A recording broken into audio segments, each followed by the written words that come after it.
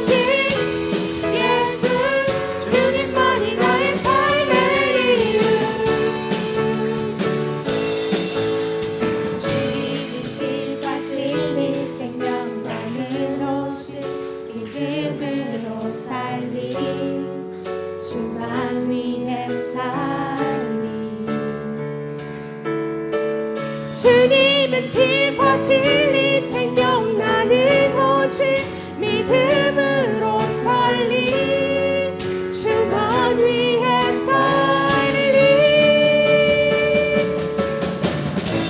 오직 예수 주님만이 나의 삶의 이유 오직 예수 주님만이 나의 삶의 오직 예수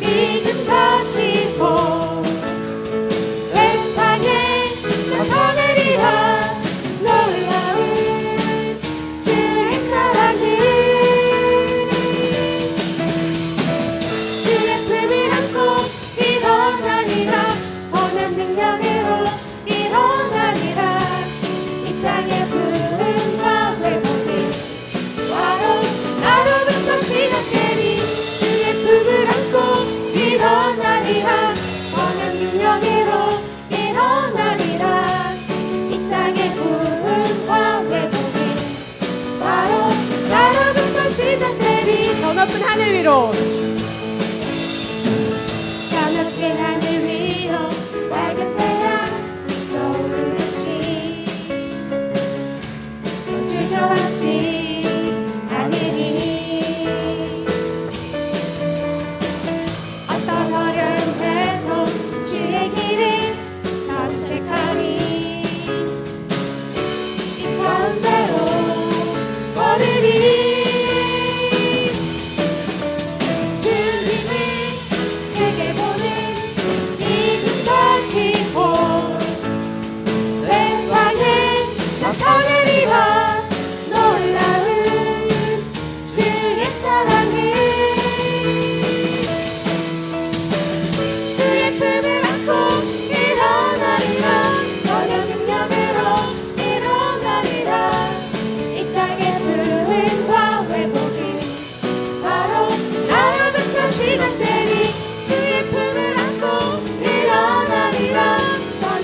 능력으로 일어나리라.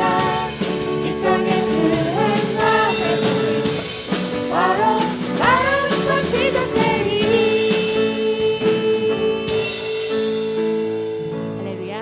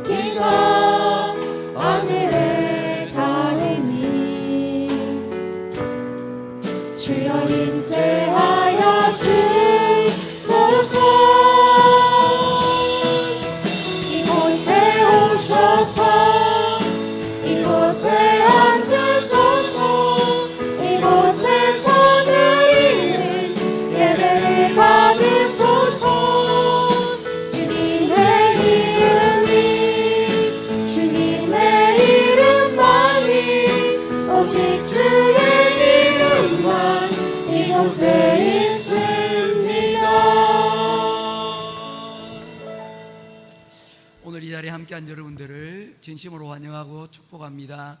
우리 서로 예배 전에 인사하고 교제하겠습니다. 반갑습니다. 잘 오셨습니다. 반갑습니다. 잘 오셨습니다. 네, 우리 오늘 이 시간 예배드리기에 앞서서 몇 가지 제목으로 우리 함께 기도하고 함께 예배로 나아가기를 원합니다.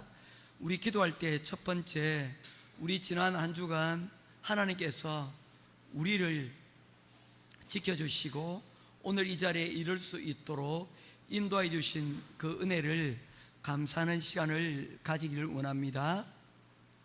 감사 없이 하나님 앞에 나오지 말 것을 하나님께서 명령하셨습니다.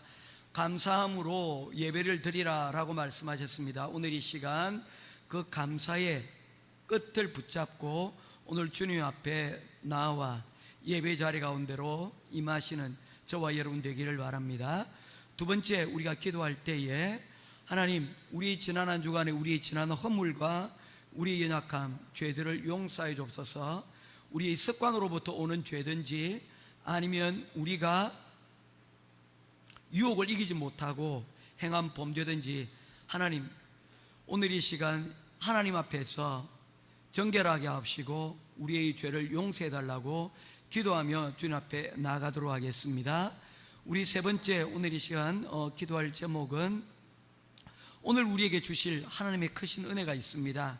깨닫게 하심이 있고요, 그리고 결단케 하시는 하나님의 은혜가 있습니다. 오늘 이 시간 우리가 이 기회를 놓치지 않고 깨달을 것은 깨닫고, 그리고 결단할 것은 결단하고, 그리고 행할 것은 미루지 않고 행할 수 있도록 오늘 이 시간 하나님의 풍성한 은혜가 오늘 이 시간 함께 있기를 구하면서 함께 기도하며 나가도록 하겠습니다. 같이 기도하겠습니다. 고마우신 아버지 하나님, 은혜와 사랑을 감사합니다.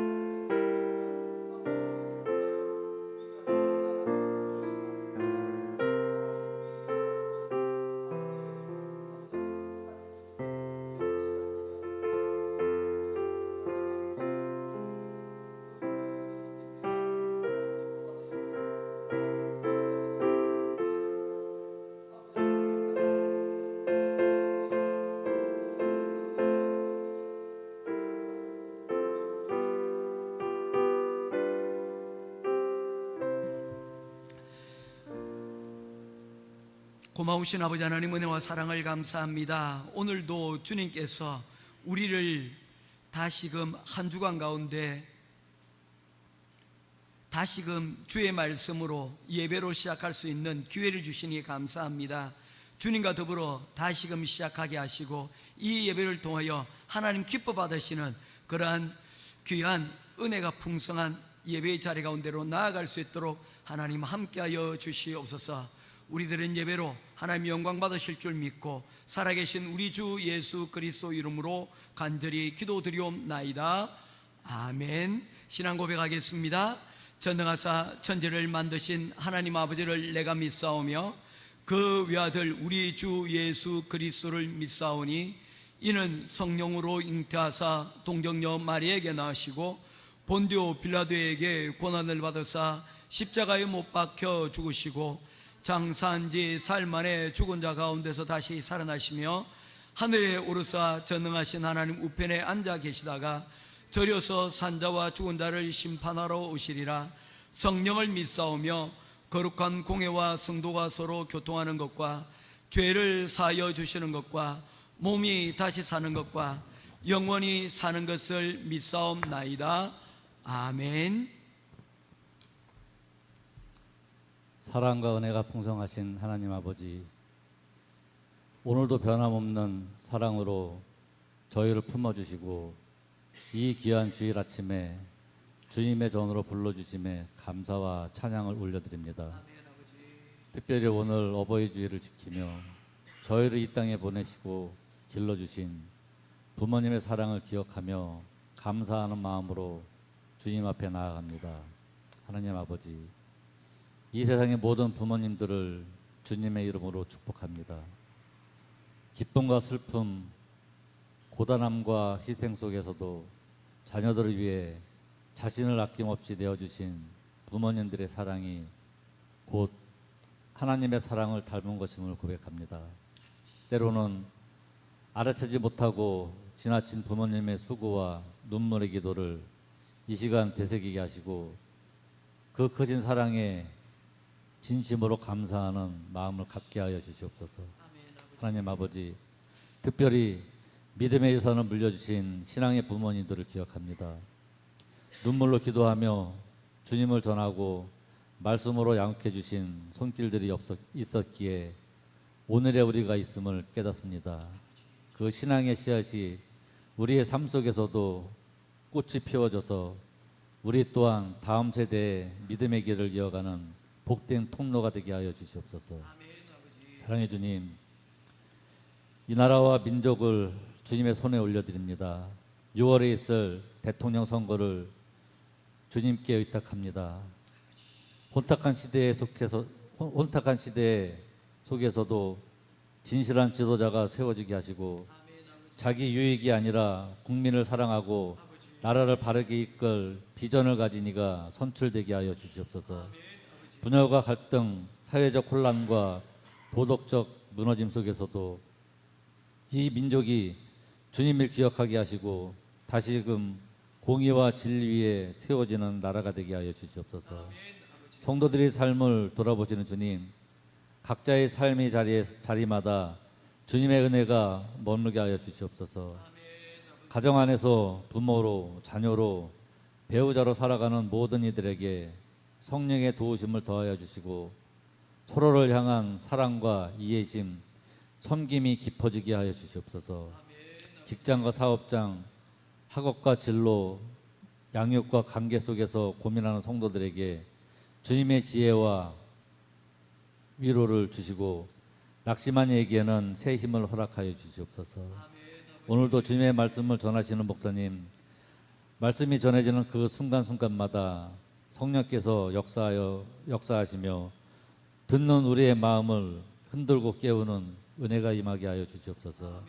오늘도 기쁨으로 준비한 찬양팀의 찬양을 음행하시고 예배를 위해 보이지 않는 곳에서 섬기고 있는 모든 이들을 축복하여 주시옵소서.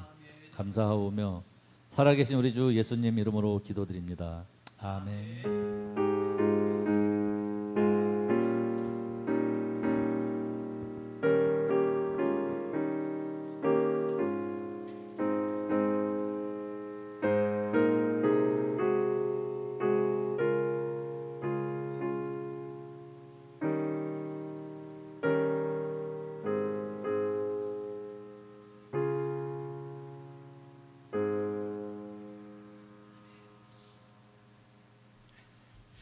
찾으실 하나의 말씀은 느헤미야서 제12장 27절부터 30절 말씀입니다.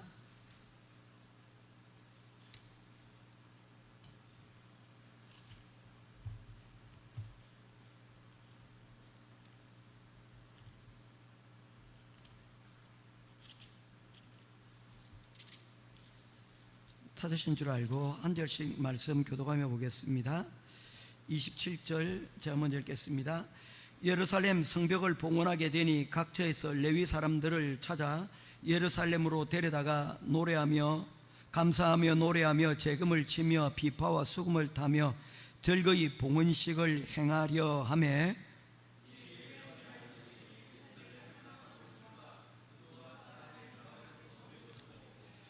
또 벳길갈과 게바와 아스마웨 들에서 모여들었으니 이 노래하는 자들은 자기들을 위하여 예루살렘 사방의 마을들을 이루었음이라.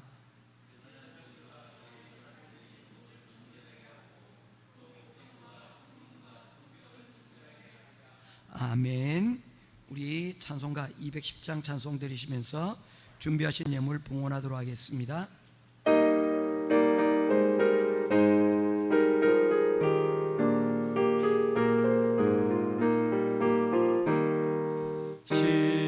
시온성과 같은 교회 그의 영광 한없다. 허락하신 말씀대로 주가 친히 세웠다.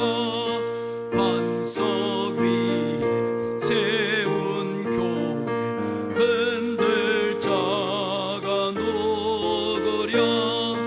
모든 원수 애워사도 아무 근심 없도다. 생명샘이 솟아나와 그든 성도 마시니 언제든지 흘러넘쳐 부족함이 없도다. 이런 물이 흘러가니 목마를 자 누구랴. 주의 은혜 풍족하여 넘치고도 넘친다. 주의 은혜 내가 받아 시온 백성 되는 때 세상 사람 비방해도 주를 찬송하리라. 세상 헛된 모든 영광 아침 안개 같으나 주의 자녀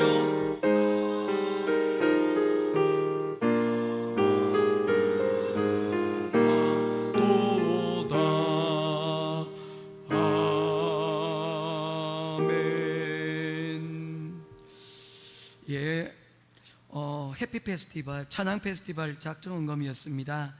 우리 아이들이 너무 예쁜 마음으로 찬양해 주셔서 감사합니다. 은혜와 감사만이 가득한 시간들이 되게 하시고 그 예쁜 마음 변하지 않게 해주세요. 아마 6월 25일 우리 있을 찬양 페스티벌, 6월 24일 있을 찬양 페스티벌을 위해서 기도하였습니다. 화요일날 우리 교회에서 사실 첫 번째로 기억되는 것 같지만 실제 이전에 한번 이런 일이 있었습니다. 하양소망교회와 더불어서 우리가 1회를 한번 한 10여 년 전에 했던 것 같아요. 그때도 찬양을 너무 사랑했던 친구가 한 사람이 있었어요. 지금 이제 목사님이 되셨어요. 유성식이라는 친구가 있었습니다. 그 친구가 혼자 발로 뛰고 해서 우리가 그 찬양 페스티벌을 은혜 가운데 우리가 청소년 찬양 집회를 은혜 가운데 할 수 있었는데 또 10년 만에 또 주님께서 또 이 귀한 이 찬양의 시간들을 우리에게 다시금 할 수 있도록 하셨습니다. 어떤 결실이 맺혀질지 모르지만 분명한 것은 이 찬양은 하나님이 기뻐하시는 일이고 그리고 또한 이 일을 통해서 씨앗들이 뿌려지게 될 것이라는 것입니다. 모쪼록 많은 사람들이 함께 참석하고 또 그 가운데서 하나님의 이 찬양하는 이 마음들이 씨앗들이 아름답게 뿌려지고 결실되어질 수 있도록 우리가 함께 다 많이 참여해 주셨으면 감사하겠습니다. 그리고 특별히 우리 준비하는 우리 청소년들 위해서도 기도해 주시면 감사하겠습니다. 한 주간 지켜주심에 감사합니다. 청소년 찬양제를 준비 중에 있습니다. 주님께서 함께 하셔 잘 준비되게 하시고 준비하는 과정에 주님을 만나고 은혜 받는 시간이 되게 하옵소서. 또한 찬양제가 주님께 영광 돌리는 찬양제가 되게 하옵소서. 우리 김기원 장로님, 비런주 집사님 가정에서 드렸습니다. 감사합니다. 이게 어른이 역할입니다. 찬양단 악기 구입 작정금이라고 했습니다. 저희 찬양이 언제나 마음을 다하고 정성을 다하는 찬양이 해주세요. 어떤 악기를 한지 모르겠지만 제가 물어보고 또 악기 구입하는데 전에 이 마음이 전달될 수 있도록 하겠습니다. 사랑받을 수 있는 사람으로 키워주심에 감사합니다. 인형이 사랑받는데 조건이 있어요. 제가 이 사랑에 대해서는 그런 이야기가 있어요. 어떤 누군가가 블랙핑크입니까? 좋아하더라고요. 그래서 물었어요. 기자가 블랙핑크를 왜 좋아합니까? 했더니 그 친구가 얘기하더라고요. 좋아하는데 이유가 있어요? 좋아하니까 좋아하는 이유가 생기는 거지 좋아하는데 이유가 없다는 거예요. 저는 그 말이 크게 와닿았습니다.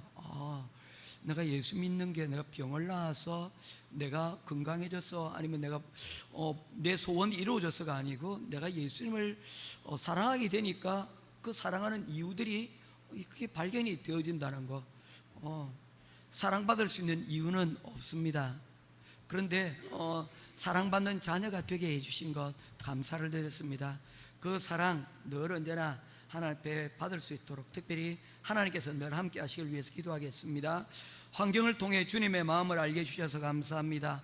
어떤 영적 공격에도 쉬지 말고 기도하여 승리하게 되기를 기도합니다. 아멘. 이미 이렇게 기도하는 가운데 이미 승리하게 될 줄로 믿습니다. 그리고 승리하게 된 줄로 믿습니다. 왜냐하면 기도는 이미 승리를 하였다는 그 선포이기 때문입니다. 예수께서 십자가에 달리심으로 승리하신 것이 아니라 이미 하나님은 그 모든 승리를 이미 이전에 이루어 두셨고 그 과정을 하나님께서 따라가셨다는 것밖에 없습니다. 중요한 것은 승리는 이미 되어졌고 순종은 그에 대한 결과로서 나오는 것입니다. 모쪼록 이 모든 과정을 통해서 하나님의 승리를 확인하고 또 확인할 수 있는 은혜가 여러분들의 삶 가운데 풍성하기를 주님의 이름으로 축원드립니다. 오늘 감사 예물 읽는 가운데 설교가 일부가 끝이 나버렸습니다. 오늘 설교를 아마 좀 짧게 할 수 있을까 모르겠습니다.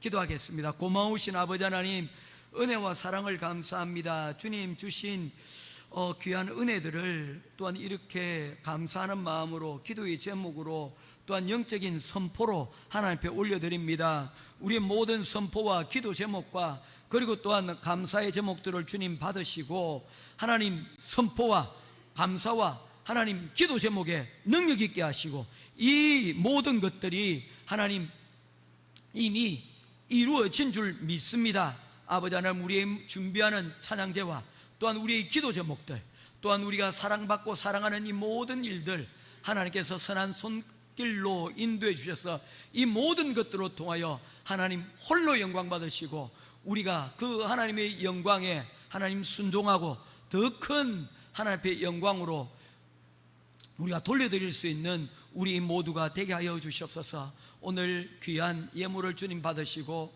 이러한 감사와 이러한 기도 제목이 매주마다 매일마다 차고 넘치는 우리 모든 성도들이 각 가정들과 그리고 우리 교회의 공동체가 되기를 간절히 소원하오며 살아계신 우리 주 예수 그리스도 이름으로 간절히 기도드립니다.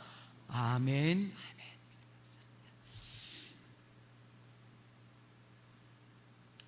우리 함께 우리 축복하고 기도하겠습니다. 사랑합니다. 축복합니다.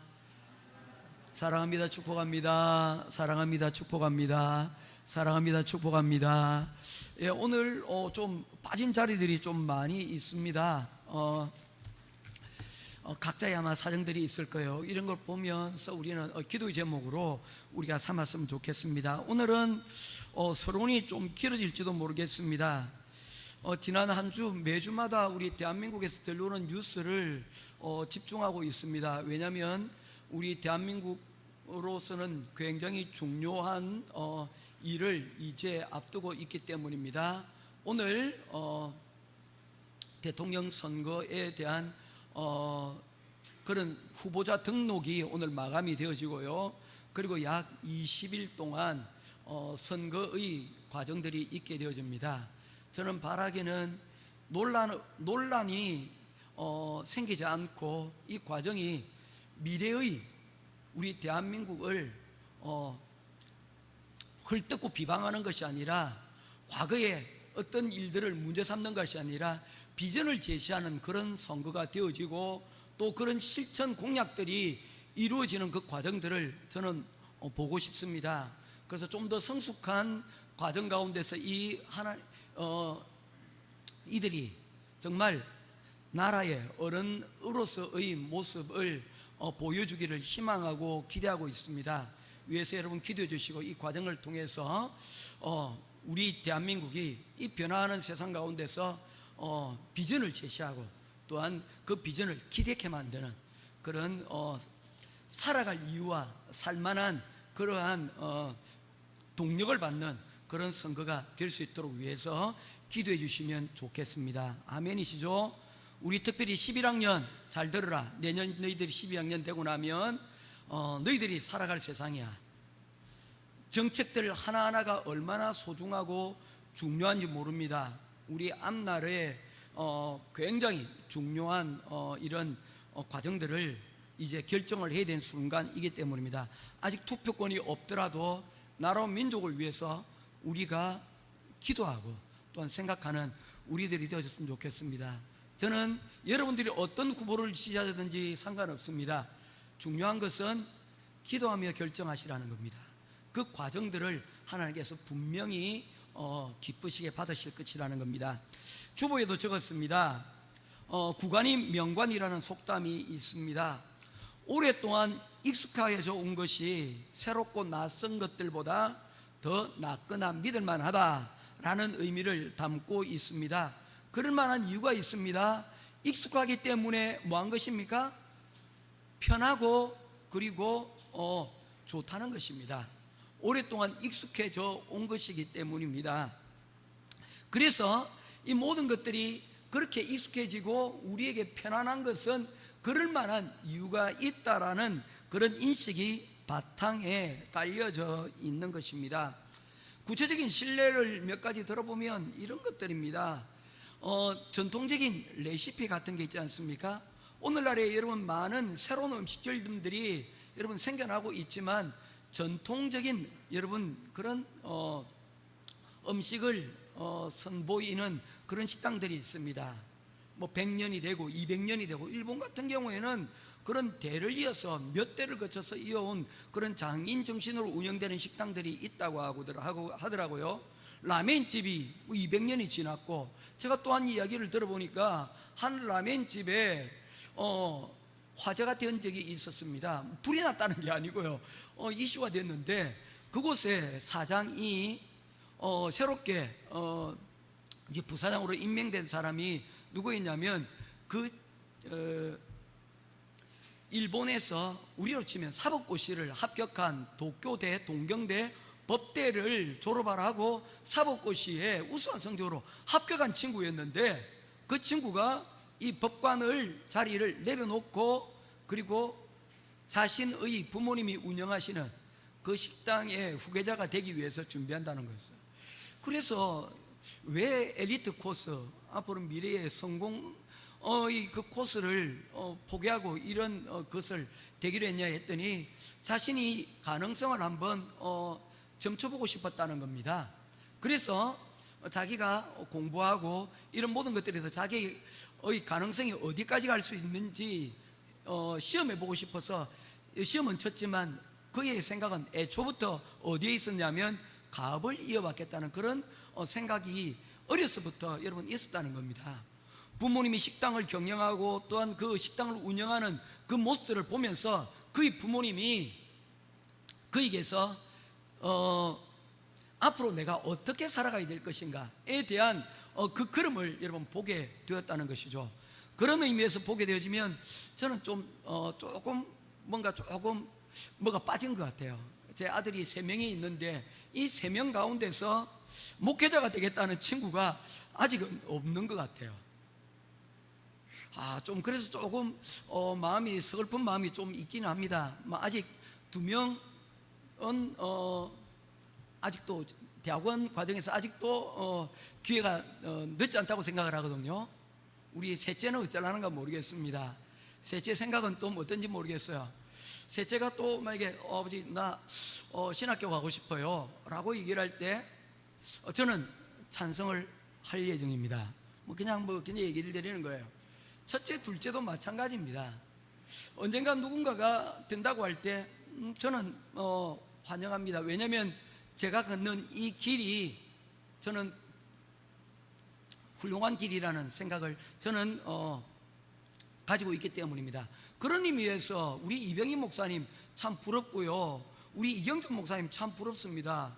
이경준 목사님의 아버님이 목회자시고 우리 또 이병희 목사님의 사위분 또 그리고 또한 아들인분이 다 목회자 선교사로서의 길을 걸어가셨기 때문입니다.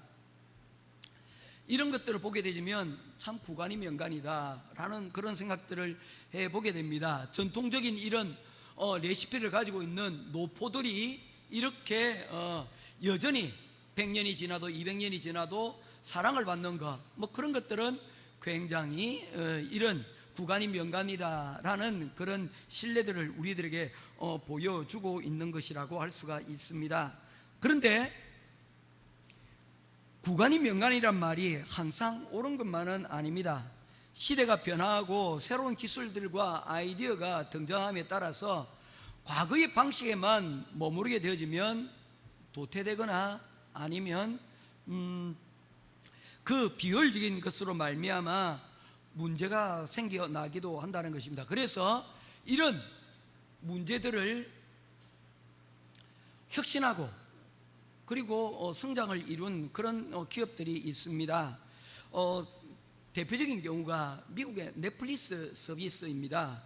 사실 이 넷플릭스는 이전에 이러한 지금 온라인 서비스를 하기 전에는 비디오 대여점이라는 그런 형태를 띠고 있었습니다. 그런데 이 사람들이 이 비디오라는 이 대여점이라는 이것이 점점 시대에 밀린다는 생각을 하게 되었을 때 과감히 이 사업을 포기하고 온라인 스트리밍이라는 새로운 방식의 넷플릭스 소비 방식을 만들었습니다. 시대의 흐름을 읽고 과감한 변화를 시도한 결과 여러분 글로벌 미디어 기업으로 지금 세상에 혁신의 아이콘으로 이제 나오게 된 것입니다. 아마존 역시 마찬가지 아닙니까? 이 아마존이라는 것이 과거에는 온라인 서점이었습니다. 그랬는데 이것을 그들은 온라인 서점에만 머물지 않고 우리로 치면 쿠팡과 같은 것입니다. 쿠팡도 역시 이 아마존에서 영향을 받고 한국판 아마존으로 만들어진 것이 바로 이 쿠팡입니다. 김범석이라고 하는 사실은 이 사람은 미국인입니다. 이 한국계 미국인인 이 재미동포가 그 아마존이라는 그 경영 방식을 과감하게 여러분 한국에 들여와서 미국 아마존 방식과 같은 방식으로 시스템을 만들어서 오늘날 여러분 대한민국에 올리원의 자리를 지금 가져가고 있지 않습니까? 이런 혁신을 이루지 못하고 실패한 대표적인 기업 중에 하나가 코닥입니다. 이 코닥이라는 기업이 사실은 디지털 여러분 이러한 기술로 인해서 망했지만 참 웃기는 것은요, 이 코닥이라는 회사가 디지털 카메라를 최초로 세상에 개발한 여러분 회사였다는 것입니다. 그럼에도 불구하고 이들은 이 기술을 일부러 사장시켰습니다. 왜냐하면 이것을 세상에 선보였을 때 그들이 하는 필름이 판매되지 못할 것에 대해서 그들이 우려를 한 것입니다. 이 기술이 이제 세상에 알려지게 되어지면 그들이 팔고 있는 이 코닥이라는 이 필름을 더 이상 팔지 못할 것이라는 그런 두려움 때문에 그들이 디지털 기술을 개발하고도 사장시켜버린 것입니다. 세상에 나타내지 않은 것입니다. 제대로 된 개발과 특허들을 관리를 하지 못한 것입니다. 후발주자에 의해서 이것이 세상에 알려지고 그리고 개선되어 펼쳐짐으로 오늘날에 여러분 코닥이라는 회사가 흔적도 없이 사라져 버리고 말았다는 것입니다. 가장 변화에 대해서 정하다가 실패한 대표적인 기업 중에 하나가 바로 이런 기업이 되는 것입니다. 이 개혁이라는 단어를 지난주에 혹시 주보를 읽어보신 분이면 보셨을 것인데, 개혁이라는 단어를 설명을 하면서 제가 고양이의 예를 들었습니다. 기억하십니까? 고양이를 공중에다가 휙 던지면요, 100에 100 정신 나간 고양이 아니고는요, 술 취한 고양이가 아니고서는 제자리에 여러분 사뿐하게 동작을 다시 착지를 하는 과정들을 보게 되어집니다. 가장 안정적인 모습으로 다시 제자리에 찾아온다는 것이죠. 그것을 영어로 리폼이라고 이야기합니다. 폼을 다시 제 위치로 가져간다는 것이죠. 그래서 개혁이라는 것은요, 어떤 것이냐면 혁명처럼 완전히 바꿔버리는 것이 아니라 개선하여 원래의 정신을 여러분 회복하는 것이다 라고 말하고 있는 것입니다. 오늘날 대한민국에 필요한 것은 저는 이 개혁이라고 생각합니다. 다른 말로 하면 혁신이라고 이야기를 하는 것이죠. 이 혁신이라는 부분이 우리의 삶 가운데 적용이 되어질 때에 새로운 환경 가운데서 우리가 가지고 있는 가치관들을 그대로 가지고 그리고 또한 개선하면서 우리가 살아갈 수가 있다는 것입니다. 그런 의미에서 우리 이것을 교회에다가 적용하라 하게 되어지면 그렇습니다. 우리 개혁교회를 가리켜서 영어로 표현하면 Reformed Church라고 이야기합니다. 부패되었던 이 천주교 로만 가톨릭을 개혁하여서 교회가 처음 생겼던 초대교회의 정신을 이어받자는 의미에서 리폼드 처치라는 단어를 사용을 하게 된 것입니다. 16세기에 이제 우리나라에 임진왜란이 일어날 때에 거의 비슷한 시기에 1592년에 마르틴 루터가 93개조의 그 개혁 조항들을 성당문에 게시를 하고 시작되어진 바로 이 개혁의 종소리가 울림으로써 이제 종교개혁이 본격적으로 여러분 시작이 되어졌는데, 그 완성이 17세기에 이루어져서 그 17세기를 가리켜서 리폼드 처치의 시대, 개혁된 교회의 시대라고 그렇게 역사적으로 불려지는 것입니다. 그런데 과연 리폼드 처치가 된 것일까요? 저는 이 개혁은 오늘날에도 여전히 계속되어져야 된다고 생각을 합니다. 왜냐하면 사회는 계속되어져서 말씀의 개혁이 필요한 사회가 여러분 우리에게도 여전히 있기 때문입니다. 과거에는 옳았지만 이제는 개선되어지고 또한 여러분 변화되어질 부분들이 여러분 있기 때문입니다. 실제적인 예들로 보게 되어지자면 유대인들이 학살되는 그 과정에서 여러분 그 기반들을, 성경의 기반들을 두고 있었다는 사실을 여러분 아십니까? 유대인들을 학살하는 그 과정, 유대인들을 핍박하는 그 과정에서 성경학자들이 그에 대한 여러분 논거를 제시를 하였습니다. 어떤 것입니까? 예수 그리스도를 십자가에 못 박을 때에 그 무죄한 피를 우리에게 돌려달라 빌라도에게 말하였던 그에 대한 그 피를 여러분 이 유대인에게 묻는다라는 그런 정당성을 가지고 유대인들을 핍박하고 그들의 재산을 몰수하고 그리고 또한 그들을 가스실에서 600만이나 학살하는 그 만행들이 어떤 배경에서, 성경적인 배경 가운데서 여러분 단초들을 또한 제시를 하였다는 것입니다. 또한 여러분 노예 해방이 또한 성경적인 배경 가운데 이루어졌지만 또한 여러분 이 흑인들을 노예로 삼는 그 과정 가운데서 여러분 그에 대한 배경들이 또한 함의 자손들이 야벳을 섬긴다는 그런 그 의미를 가지고 와서 여러분 그것이 정당하다라고 미국의 헌법재판소에서 여러분 판결한 대부분의 판례들도 여러분 가지고 있는 것입니다.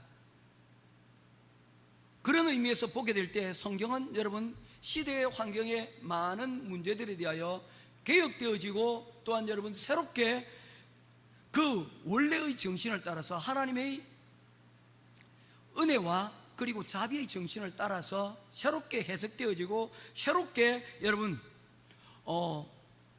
바뀌어져야 될 필요가 있다는 것입니다. 만약에 우리가 이러한 개혁의 정신들을 교회가 잊어버리고 만다면 교회는 사회로부터 여러분 멀어지게 되고 결국에 하나님으로부터 여러분 결국에 멀어지는 상황에 놓여질 수밖에 없다는 것입니다. 오늘날의 여러분 시대의 가장 중요한 화두는 개혁입니다. 교회가 여러분 우리가 전통적이지만 그러나 우리에게 필요한 부분들이 있다면 여러분 목소리를 여러분 들려주십시오. 그리고 교회가 과거에 낡은 부분들에 머물러 있다면 개혁이 필요한 부분들이 있다면 서로 의논하고 그것을 받들어서 여러분 교회가 좀 더 이러한 시대적인 변화 가운데서 우리가 받아들일 수 있는 것들은 받아들이고 그래서 교회가 이러한 사회에 또한 우리 공동체 가운데서 모범적인 모습으로 건강한 교회의 모습으로 성장할 수 있도록 위해서 여러분들 기도해 주시기를 주님의 이름으로 부탁드립니다. 나라 또한 마찬가지입니다. 나라 역시 여러분 개혁이라는 이 단어가 여러분 필요한 것입니다.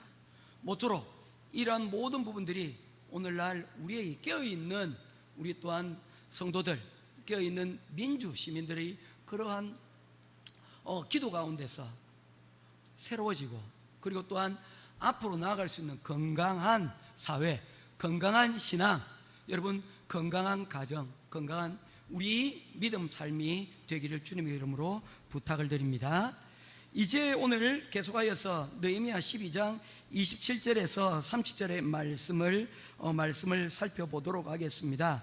오늘 들려지는 말씀의 내용은 다른 것이 아닙니다. 하나님이 기뻐하시는 봉헌식이라는 제목입니다. 오늘 본문에 보게 되어지면 느헤미야가 성벽을 완성하고 난 다음에 이 봉헌식을 하나님 앞에 드리고 있습니다. 그런데 이 봉헌식을 하나님께서 너무 기뻐하시고 있는 것입니다. 이 과정을 통해서 우리가 살펴봐야 될 하나님이 기뻐하시는 봉헌식이 무엇이냐에 대해서 우리가 말씀을 살펴보도록 하겠습니다. 왜냐하면 저희 교회가 이제 이곳에 자리를 잡은 지 10년 그리고 시작한 지 16년이 지났는데 사실 교회가 헌당식을 아직 드리지 못하였습니다. 왜냐하면 이 헌당식이 입당식은 드렸는데 헌당식은 일반적인 예들로 교회가 가지고 있는 부채를 다 갚았을 때 비로소 하게 되어지는데 우리 교회의 재정적인 모든 부분들을 빚을 올 1월 달에 모든 것을 다 이제 갚게 되었습니다. 그리고 이제 교회는 부채가 없는 그런 상태에 이르게 되었습니다. 할렐루야.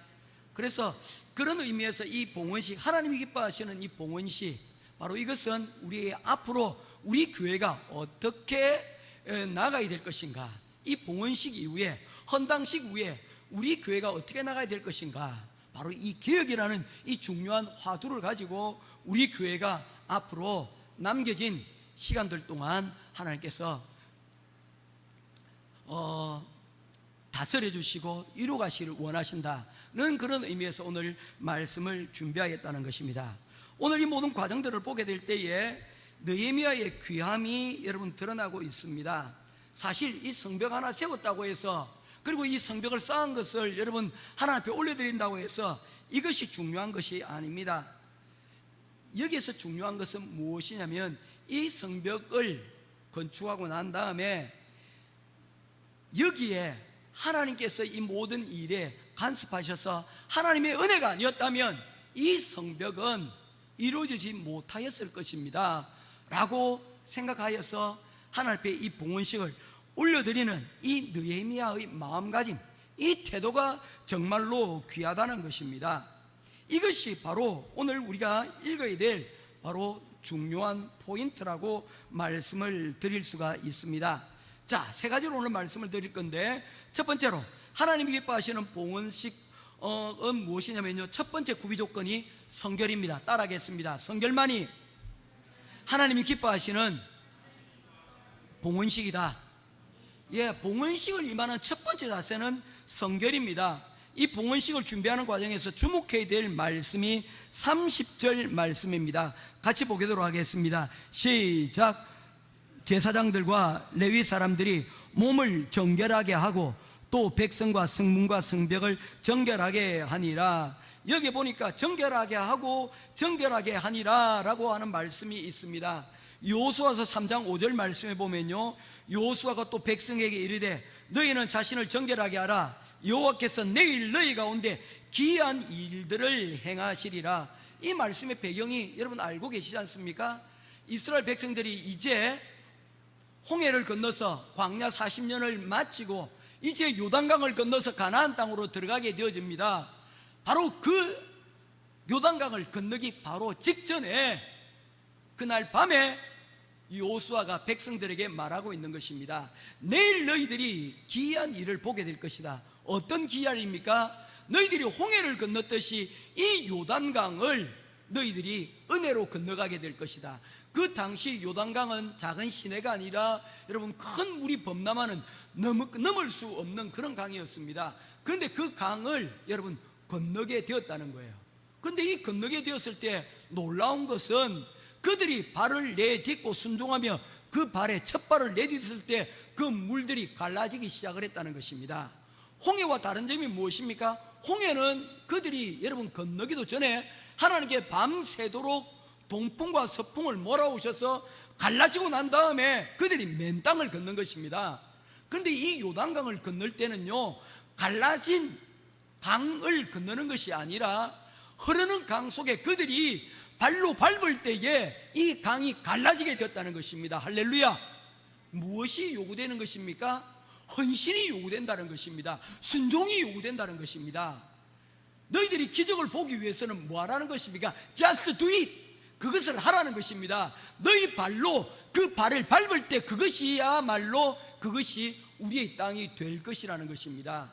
우리가 예수 그리스도를 믿기 전에 은혜의 자리로 나아갈 때는 무엇이 필요합니까? 하나님의 전적인 은혜, 강을 여러분 둘로 가르는 그 은혜가 필요합니다만은 그 믿음을 우리가 신뢰하고 믿음을 가진 이후에는 무엇이 필요합니까? 기적을 맛보기를 원하십니까? 순종하라고 성경은 우리들에게 말씀하고 있는 것입니다. 할렐루야. 순종하십시오. 흐르는 강물 위로 여러분들이 발을 내디딜 때에 그 발로 인하여서 여러분 강이 갈라지게 될 것이라는 것입니다. 이제 홍해를 앞두고 여러분 배회하다가 목전에 이스라엘 홍해가 아니죠, 요단강을 앞두고 여러분 배하면서 어떻게 건널까 고민하다가 그들이 순종하여 말씀대로 발에 내딛었을 때 그 강이 갈라지고 그 가운데서 여러분이 그들이 건널 수 있었던 것입니다. 사실 그 일을 여러분 실제로 실행하기에는 마음의 부담이 얼마나 컸겠습니까? 왜냐하면 그들 어깨 위에는 무엇이 달려 있습니까? 법궤가, 무거운 법궤가 있습니다. 맨몸으로 건너도 힘들 것인데 법궤를 메고 그 발을 내딛을 때 혹시 미끄러지면 어떻게 됩니까? 그 물살과 함께 그 법궤와 더불어 여러분 쓸려 내려가는 거예요. 얼마나 부담감이 있겠습니까? 그럼에도 불구하고 그들이 여러분 이야기를 합니다. 순종하고 그 발을 내디딘 것입니다. 저는 팬데믹 시절에 한국으로 건너가서 치료를 받았던 과정이 있습니다. 그 기간이 점점 오래되어서 쿠팡이라는 회사에 2달 정도 취업을 해서 일을 하였던 적이 있습니다. 그 회사에서 2개월, 2개월 동안 취업하면서 제가 느낀 거 있습니다. 뭐냐면요, 시작할 때 그리고 마칠 때 청소하는 것이었습니다. 비록 별로 여러분 대단치 않은 일들일 것 같지만 그 청소하는 과정을 통해서 하루를 어떻게 시작하고 어떻게 마무리해야 될 것인가에 대한 여러분 중요한 포인트를 하나 발견하게 되었다는 것입니다. 해병대 사령관이었던 사람이 여러분 당신의 삶의 첫 번째 원칙은 무엇입니까? 했더니 그는 이렇게 얘기했습니다. 아침에 일어나면 이불을 반드시 갠다는 것입니다. 사실 별것 아닌 것 같지만 하루를 시작하면서 자그마한 성취를 맛보라는 것입니다. 스스로 이불을 개는 것을 통해서 잘 개어진 그 상황을 여러분 보면서 말하는 것입니까? 그 가운데서 기분 좋게 하루를, 여러분 첫 번째 성취를 마치고 시작하는 그런 습관들을 가지게 된다는 것이죠. 하루를 마감하면서 기도로 마감을 하고, 여러분 하루를 마감하면서 여러분 책가방을 챙기고 내일 해야 될 일들을 여러분 정리하여 둔 것, 내일 드릴 예배를 위해서 성경책을 여러분 준비해 놓고 입을 옷을 준비해 두는 것, 이 모든 것들이 여러분 하루를 잘 마치고 또한 하루를, 여러분 준비된 하루를 시작할 수 있는 것이라는 것입니다. 자그마한 성취지만 이 자그마한 성취에서 여러분 우리는 큰 일들도 중요한 일들도 잘 해낼 수가 있다는 것입니다. 그래서 청소년들에게 저는 당부하고 싶습니다.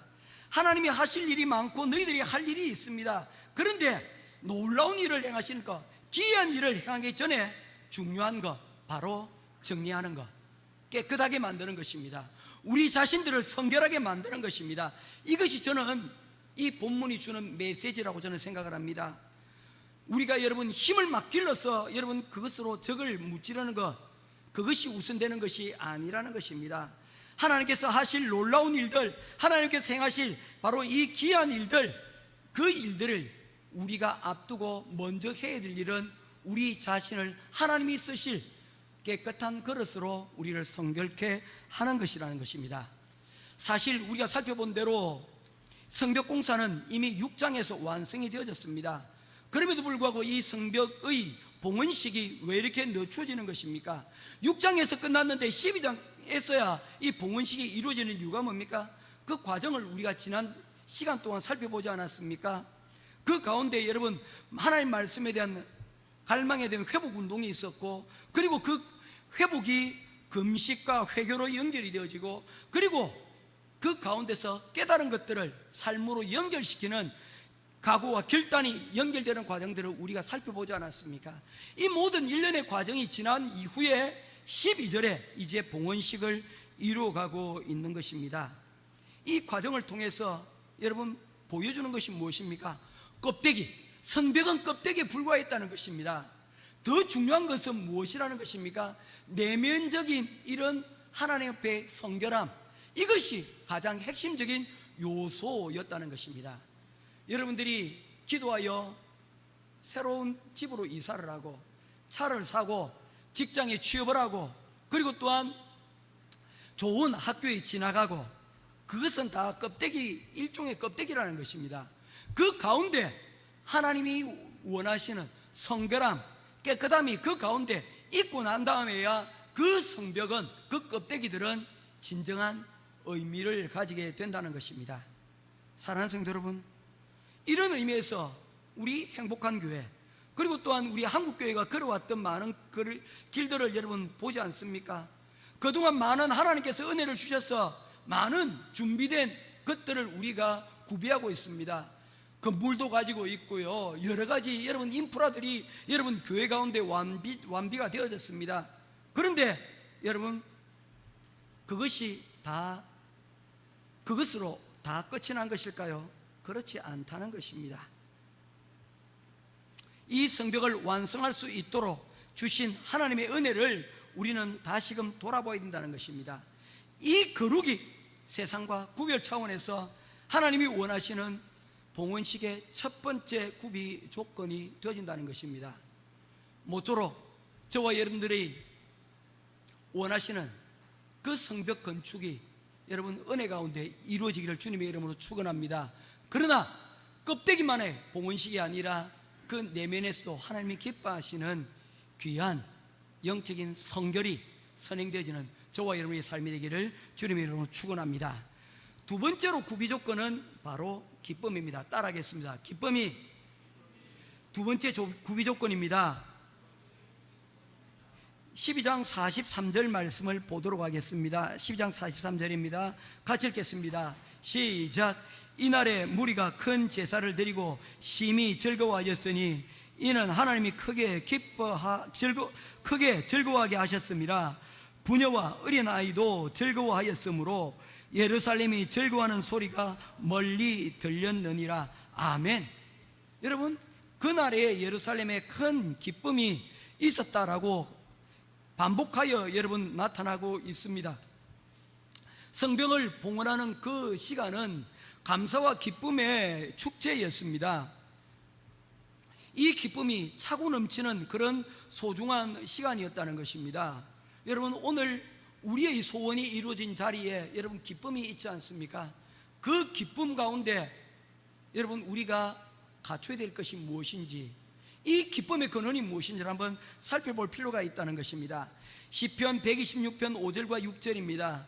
눈물을 뿌리며 씨를 뿌리는 자는 기쁨으로 거두리로다. 울며 씨를 뿌리러 나가는 자는 반드시 기쁨으로 그 곡식단을 가지고 돌아오리로다. 여기서 말하고 있는 여러분 기쁨은 어떤 기쁨입니까? 그냥 표면적인 기쁨이 아니라 이 곡식을 수확하기까지 이르렀던 그 과정들이 아마도 주마등같이 지나가지 않겠습니까? 봄에 울면서 씨를 뿌렸던 그 과정들, 그리고 여름에 그 뙤벽 가운데서 땀을 뻘뻘 흘리며 김을 메고 수고하였던 그 과정들, 이 모든 과정들을 다 거치고 난 이후에 여러분 그 가운데 얻어지는 이 수확의 즐거움과 기쁨이 아니겠습니까? 우리가 시험을 치는데 컨닝에서 여러분 얻었던 기쁨과 그리고 열심히 수고하여 공부하여서 그 가운데서 얻어졌던 그 기쁨은 결코 여러분 같을 수가 없다는 것입니다. 이런 기쁨을 얻기까지, 이 봉헌식의 기쁨을 얻기까지 그들이 걸어왔던 그 길이 어떤 길이었습니까? 그들을 대적하는 대적자들의 조롱이 있었습니다. 그들을 대적하는 자들의 여러분 위협들이 있었습니다. 위협과 조롱을 이겨내고 그들이 거둔 바로 이 아름다운 성과가 아닙니까? 대적하는 자들의 끝없는 조롱과 모함과 살해 위협과 내부적인 거짓으로 인하여 자칫 분열이 일어날 수 있었던 그 갈등들을 다 이겨내고 비로소 그들이 이 하나님의 큰 은혜의 자리 가운데로 여러분 이르게 되었다는 것입니다. 사랑하는 성도 여러분, 우리가 여러분 성취를 얻기 위해서, 이 개혁이라는 것들이 이루어지기 위해서 필요한 것이 뭐라는 것입니까? 이 고난의 과정 가운데서 견뎌내는 바로 그 과정을 통해서 이 기쁨을 수확할 수가 있다는 것입니다. 오늘날의 세대를 가리켜서 인스턴트 세대라고 얘기합니다. 얄팍한 기쁨들을 쫓는 겁니다. 밀키트라는 것이 나와가지고 손쉽게 여러분 요리를 조리할 수 있는 그 시대가 되었습니다. 그럼에도 불구하고 여러분 어떻습니까? 우리가 여기에 만족하지 않습니다. 식당으로 가고 맛있는 맛집을 찾아갑니다. 그 이유가 무엇이겠습니까? 밀키트에서, 인스턴트에서만 얻을 수 없는 그 기쁨이 있기 때문입니다. 오늘날 여러분 그 CGV나 메가박스나 이런 멀티플렉스 영화관들이 점점 사양길로 접어들고 있다고 이야기를 해요. 그런데 말입니다, 그럼에도 불구하고 말입니다, 여러분 영하 1000만을 기록하고 여러분 1500만을 기록하는 그런 대작들이 여러분 쏟아져 나오고 있습니다. 여전히 볼만한 영화들만 있다면 관객들은 어디로 간다는 것입니까? 볼만한 영화들만 있다면 간다는 것입니다. 저는 사실 한국에 가게 되면 꼭 가보고 싶은 곳이 있어요. 용화맥입니다. 용산 아멕스라고 불리는 곳이 용화맥입니다. 서울에 계신 분들은 뭐 가는 게 뭐 대수냐 하겠지만 지방에 살고 있는 저는 한 번은 가보고 싶어요. 그곳에 가면 우리나라에서 제일 큰 아이맥스 극장이 그곳에 있다고 이야기를 하더라고요. 그 보고 온 사람들이 그 영화관에서 여러분 감동을 느낀대요. 일반 상영관에서 볼 수 없었던 감동을 느낀대요. 그래서 그 영화관은 여러분 그 맨 앞자리 빼놓고는 일주일 전에도 예매하기가 어렵다는 거예요. 인영아, 목사님 용화맥이 얘기를 하고 있다. 한국 가거든 꼭 용화맥에 한번 가보라. 이 뭡니까? 볼만한 거 있으면 사람들은 뭐 한다는 것입니까? 간다는 거예요. 오늘날의 영화들이 여러분 외면받는 것은 과거에 여러분 과거처럼 영화들을 만들고 있기 때문이라는 거죠. 볼만한 영화가 있다면, 그리고 가치만 있다면 가게 된다는 것입니다. 오늘날 여러분 한국 교회를 가리켜서 여러분 교회가 점점 쇠퇴간다고 이야기를 합니다. 그러나 그 가운데서 들려지는 메시지가 여러분 가치가 있다면, 들려질 이유가 있다면 그 가운데서 하나님께서 분명히 여러분 이 교회를 통하여 쓰임받게 될 것이라고 저는 믿습니다. 교회는 사람이 문을 닫는 것이 아닙니다. 닫는데도 여러분 하나님의 허용이 아니면 교회 문은 닫혀지지 않습니다. 왜냐하면 이것은 하나님이 하시는 일이기 때문입니다. 대표적인 예가 무엇입니까? 중국의 교회들 아니에요. 여러분 중국의 공산당이 서고 난 다음에 교회는 끝이 났다고 했습니다. 철의 장막 가운데서 수십 년간 여러분 공산당과 그리고 또한 여러분 교회는 양립할 수가 없지 않습니까? 그들은 종교는 아편이라고 생각하는 사람들 아닙니까? 그리고 여러분 공산주의에 여러분 기독교는 시대적으로 사상적으로 맞지가 않아요. 그들은 유물주의이기 때문에 이러한 하나님 신관을 가지고 있는 것은 그들이 용납할 수가 없는 것입니다. 눈에 보이는 것이 전부인 사람들이기 때문입니다. 그런데 기독교가 그 나라에 들어가게 됐을 때 깜짝 놀라게 된 거예요. 교회가 우후죽순으로 여러분 나오게 되었다는 것입니다. 문이 닫힌 줄 알았어요. 교회는 시간 말한 줄 알았습니다. 그런데 그 교회가 여러분 이 중국 땅 가운데서 여러분 생겨나고 여러분 나왔다는 거예요. 새로 생겨난 것이 아닙니다. 오랫동안 수십 년간 박해와 탄압 가운데서도 지하교회가 존재하였었고 목숨을 걸고 땅굴 속에서 성경을 외워가면서 찬송을 외워가면서 입으로 소리를 내서 찬송은 드리지 못하지만 그 찬송을 불러가면서 그 기독교 신앙을 그들이 유지하고 있다는 것입니다. 할렐루야. 여러분 깊은 내륙 가운데서는 그와 같은 일들이 여러분 일어나고 그곳에서 훈련되어지고 말씀에 은혜 받았던 사람들이 여러분 중국의 땅 가운데로 여러분 나오면서 오늘날의 중국의 여러분 기독교를 여러분 세워가고 있는 거예요. 오늘날의 중국의 기독교는 여러분 자유입니까? 자유지 않습니까? 자유예요. 그런데 오늘날의 중국 기독교를 가리켜서 과연 이전만큼 여러분 역동하는 힘이 있냐고 얘기하면 그렇지는 못한 것 같아요. 그들이 허용은 하지만 철저히 공산주의 그 통제하에서 지금 예배가 드려지고 있기 때문입니다. 물론 그 중에서도 아직도 여러분 순수한 복음을 지키고 있는 교회들이 있으리라고 저는 믿습니다.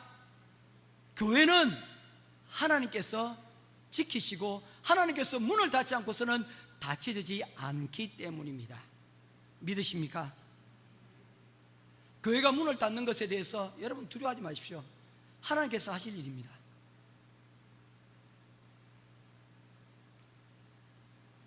성경은 우리에게 말씀합니다. 천지가 끝이 날지라도 하나님의 말씀은 1.1획도 변함이 없으리라. 할렐루야. 저는 이 말씀을 믿기에 저는 내가 가지고 있는 자리에서 최선을 다할 뿐 나머지는 하나님께서 하실 것이라는 그런 믿음을 가지고 있습니다.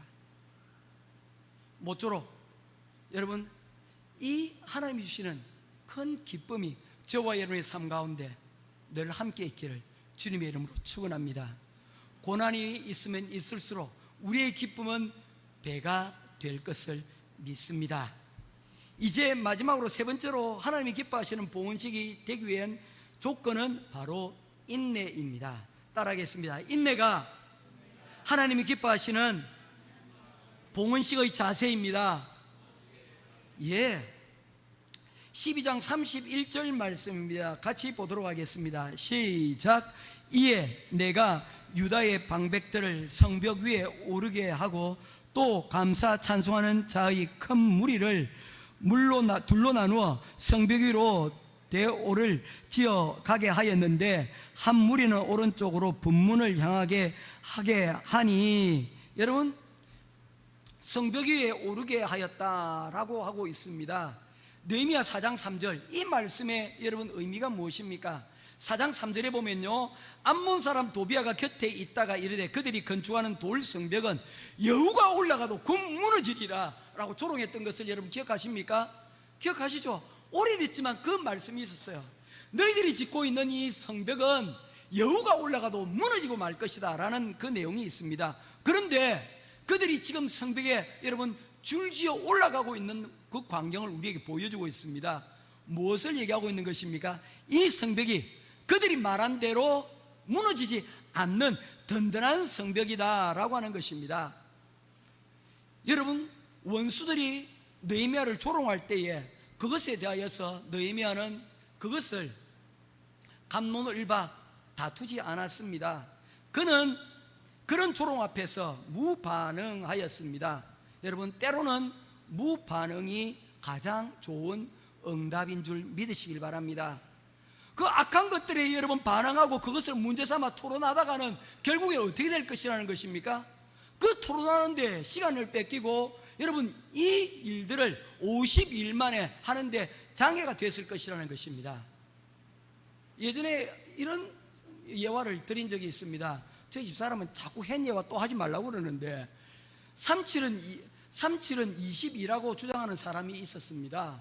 여러분 37은 21입니까? 37은 20입니까? 37은 21이라고 하는 사람과 37은 20이라는 사람이 있어서 서로 싸웠다고 하는 거예요. 큰 싸움이 벌어졌습니다. 그것을 참다 못한 여러분 사또가 그들을 여러분 판결해서 여러분 나아갔습니다. 그때도 곱셈이 있었는지 모르겠어요. 그리고 이야기를 들어보는 게 기가 찬 겁니다. 왜 싸웠니? 했더니 현지가 얘기하는 거예요. 37은 21이잖아요 했더니 현주리가 얘기합니다. 이야, 37은 20이지? 그렇게 얘기를 하는 거예요. 그 이야기를 듣고 있던 사또가 얘기했습니다. 곤장을 쳐라, 현지를 쳐라, 심하게 쳐라. 아니 37은 21이잖아요 혹시 여기에 의문을 가지고 계신 분이 있으십니까? 저를 예배 마치고 난 다음에 상담하시기 바랍니다. 37은 21인데 왜 맞아야 됩니까? 맞고 난 다음에 너무 화가 났습니다. 다시 돌아왔습니다. 아니 37, 21인데 왜 내가 맞습니까? 라고 얘기를 했다는 거죠. 이야기를 합니다. 37은 22라고 주장하는 저런 얼빠진 사람하고 싸우면서 시간을 낭비한 그 죄를 물은 것이다. 그냥 무시하면 된다는 거예요. 굳이 37은 21이라고 해서 낭비하고 그 싸울 이유가 없다는 겁니다. 그런 것들은 말도 안 되는 얘기를 하는 사람들은 어떻게 하는 것입니까? 그냥 무시하고 내버려 두라는 거예요. 그거면 된다는 거예요. 여러분, 진짜 복수는 무엇입니까? 5절 말씀에 여러분 이렇게 이야기를 하고 있습니다. 느헤미야 4장 5절입니다. 그들의 죄를 용서하지 마옵시고 그들의 죄를 못 본 척하지 마십시오. 그들의말로 성을 쌓고 있는 우리 앞에서 주님을 모독한 자들입니다. 여러분, 여기서 말하는 진정한 복수는 무엇입니까? 칼을 갈고 군대를 여러분 만들어서 그들을 먼저 치고 공격하는 것이 아니라는 것입니다. 진정한 복수는 뭡니까? 그들이 말하는 대로 이루어지지 않도록 성벽을 든든하게 건설하는 것, 이게 진정한 복수라는 것입니다. 한 번도 대응하지 않고 여러분 이 원리를 가지고 그는 성문에서 여러분 행진을 해도 무너지지 않는 멋진 결과물들을 가지고 여러분 보여주고 있는 것입니다. 이게 진짜 복수라는 거예요. 우리가 말씀대로 살아서 그 말씀대로 여러분 성공하고 승리하는 그 모습을 보여줄 때 그 결과 앞에 결국은 여러분 원수들은 무릎을 꿇을 수밖에 없다는 거예요. 서정주 시인의 시 가운데서 이런 시가 있습니다. 국화 옆에서 한 송이 국화꽃을 피우기 위해서 봄부터 서쪽새는 그렇게 울었나 보다. 한 송이 국화꽃을 피우기 위해서 천둥은 먹구름 속에서 또 그렇게 울었나 보다. 오늘 봉헌식에서 하나님이 기뻐하시는 이 봉헌식을 들을 때까지 그들이 겪어야 했던 수많은 한숨과 눈물, 그리고 그들의 중심에 목표를 향해서 걸을 수 있었던 그 뒤안길에 여러분 그들의 인내가 있었다는 것입니다. 오늘 세상 가운데 여러분 조롱을 받고 계신 분들이 있습니까? 너 예수 믿는 사람들 말이야 하고 이런 이야기를 듣고 계신 분들이 있습니까? 특별히 가까운 사람, 가족들 중에서 이런 이야기를 하는 것을 듣고 계신 분이 있습니까? 여러분, 예수 믿는 사람이 왜 그렇게밖에 못 살아? 라고 이야기를 하는 이런 조롱들을 듣게 되면 화가 나지 않습니까? 그런 이야기를 들으면 내가 여러분 참 초라해질 때가 있습니다.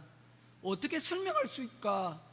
어떻게 대응할 수 있을까? 여러분 말 한마디 제대로 할 수 없는 그런 상황들이 있습니다. 특별히 그 지위가 우리보다 더 나은 사람들, 더 부자들, 더 상관들로부터 이런 이야기를 듣게 될 때 우리의 마음은 참 초라해지고 있는 것입니다. 이때에 여러분 기억하십시오. 결과로 보여드리겠습니다. 결과로 보여드리겠습니다. 과연 이 성벽이 여우가 올라가도 무너질까? 우리들이 직접 그 위를 걸어감으로써 그 결과로 보여주는 놀라운 그 성과로서 결과로서 여러분 과정을 설명할 수 있는 저와 여러분 될 수 있기를 주님의 이름으로 축원드립니다. 맨 마지막에 웃는 자가 진짜 웃는 자이듯이 맨 마지막에 결과로 과정을 보여주는 자가 승리하는 자입니다. 저와 여러분이 그런 결과로 과정을 설명할 수 있는 저와 여러분 될 수 있기를 주님의 이름으로 축원드립니다. 아멘. 이제 말씀을 맺도록 하겠습니다. 하나님 앞에 눈물로 씨를 뿌리고 그리고 그 눈물로 기쁨을 단을 거두는 아름다운 과정이 오늘 봉헌식의 과정입니다. 저는 이 과정이 우리 교회에서 매주마다 그리고 또한 이 봉헌식 때, 이 봉헌식이 지나고 난 이후에 계속하여서 우리 교회가 이러한 은혜를 입기를 주님의 이름으로 부탁을 드립니다. 다른 것이 아닙니다.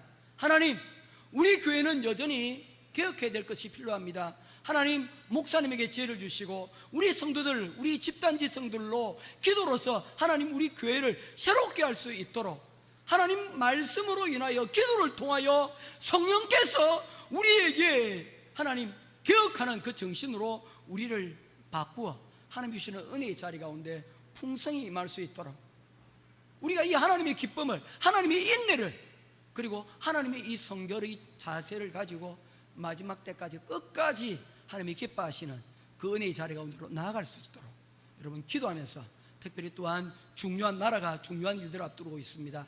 나라를 위해서 기도할 수 있는 저와 여러분 되기를 주님의 이름으로 축원드립니다. 아멘. 기도하겠습니다. 고마우신 아버지 하나님, 은혜와 사랑을 감사합니다. 오늘 이 시간 우리가 주님의 이름으로 하나님 우리 교회 가운데, 우리 성도들 가운데 하나님의 은혜가, 하나님의 이러한 은혜로운 봉헌식이 이루어지기를 위하여 기도합니다. 우리의 봉헌식은 느헤미야가 했던 그 봉헌식처럼 하나님 성결의 봉헌식이 되게 하옵소서. 우리의 이 봉헌식은 깊이 있는 기쁨이 하나님 넘치는 하나님 그런 봉헌식이 되게 하옵소서. 오늘 이 시간 우리의 봉헌식이 하나님 인내로 그 결과로서 과정을 설명하는 봉헌식이 되게 하여 주시옵소서. 이 모든 일에 하나님 우리에게 지혜를 주시고 하나님의 풍성한 은혜로 성령의 인도하심으로 이 모든 은혜 가운데 늘 언제나 거하는 저희 되기를 간절히 소원하오며, 우리 행복한 교회 성도들이 가정과 교회와 특별히 우리 중요한 국민들의 하나님 선택을 앞두고 있는 이 과정을 통하여 하나님 함께하여 주시옵소서. 할렐루야. 감사드리며 우리 주 예수 그리스도 이름으로 간절히 기도드리옵나이다. 아멘. 다른 광고 말씀 주보를 참고해 주시고요. 저희들이 사실은 5월 둘째 주일은 어버이 주일로 지키는데 이 모든 과정을 5월 마지막 주에 한꺼번에 모아서 그때는 저희들이 조그마한 축제로 저희들이 준비를 하고 있습니다. 그래서 가족 주관으로 우리 주일학생들과 같이 예배드리고 축제하는 형식으로 우리가 함께 이 시간들을 준비를 하고 있습니다. 모쪼록 이 모든 과정 가운데 여러분들 실망하지 마시고 어버이 주일날 우리 꼭 따라야 되는데 그때 다 해드리도록 하겠습니다. 우리 함께 축하하고 우리 모두가 우리 그 가운데서 하나 되는 귀한 시간이 되었으면 좋겠습니다. 우리 정현 성도님 가정 오늘 또 저는 내일 오실 줄 알았어요. 보통 주일 비행기 티켓이 주일이 싸거든요. 그런데 오늘 토요일에 이렇게 오셔서 감사합니다. 우리 다른 광고 말씀은 특별히 주보 참조하시고, 중요한 것은요 6월 24일 날 우리 찬양제에 있습니다. 여러분 어떻게 해야 될까요? 다른 거 없습니다. 한 두 달, 한 달 반 정도 앞두고 있거든요. 기도해 주십시오. 우리 아이들이 기도하면서 또한 찬양의 바른 자세를 가지고 이 찬양제에 임할 수 있도록, 그리고 또 많은 사람들이 이 찬양제에 함께 와서 하나님을 높이고 찬양할 수 있도록 위해서 여러분 기도해 주시고, 그날에는 내 좀 오늘 하루만은 내 직장 좀 일찍 오겠다, 뭐 모든 스케줄들 이제 한 달 반 있잖아요. 조금 좀 조정해 주십시오. 그날에는 좀 우리 여기 있는 사람들이라도 일단 빠지지 말고 이대로 다 오셨으면 좋겠어요. 그래서 이 시간에 우리가 함께 그때 귀한 찬양 드릴 수 있는 우리들이 되기를 바랍니다. 예, 축도함으로 예배를 마치도록 하겠습니다. 여호와는 내게 복을 주시고 너를 지키시기를 원하며, 여호와는 그 얼굴로 내게 비추사 은혜 베푸시기를 원하며, 여호와는 그 얼굴을 내게로 향하여 드사 평강 주시기를 원하노라. 지금은 우리 주 예수 그리스도의 크신 은혜와 하나님 아버지의 놀라우신 사랑하심과 성령님의 감화감동 위로교통하심의 크신 은혜가 하나님이 기뻐하시는 봉헌식을 끝내며 하나님 앞에 큰 영광을 돌리는 우리 느헤미야의 모습처럼 우리 삶 가운데서도 새롭게 하는 개혁을 통하여 우리 마음 가운데 기쁨과 인내와 그리고 또한 성결의 자세로 하나님이 기뻐하시는 봉헌식을 드리기를 소원하는 우리 행복한 교회 성도들 머리 위에, 가정 위에, 그리고 직장과 미래의 또한 계획들 위에 지금으로부터 영원토록 항상 함께 있기를 간절히 축원하옵나이다. 아멘.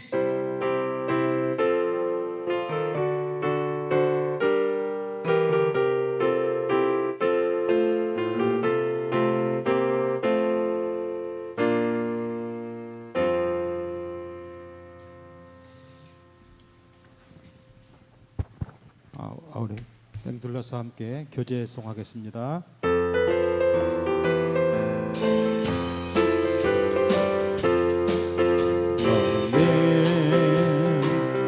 항상 너머로 뻗은 나무 가지에 푸른 열매처럼 하나님의 귀한 축복이 삶에 가득히 넘쳐날 거야. 너는 어떤 시간이 와도 능히 이겨낼 강한 발이 있어. 전능하신 하나님께서 너와 언제나 함께 하시니 주의 이름으로 사랑하고 축복합니다. 너는 하나님의 사람, 아름다운 하나님의 사람. 나는 널 위해 기도하며 내게 이번에 좀 너는 하나님의 선물, 사랑스러운 하나님의 열매, 주의 품에 꼽힌 나무가 되어줘. 아멘. 하나님께 영광의 박수 올리겠습니다.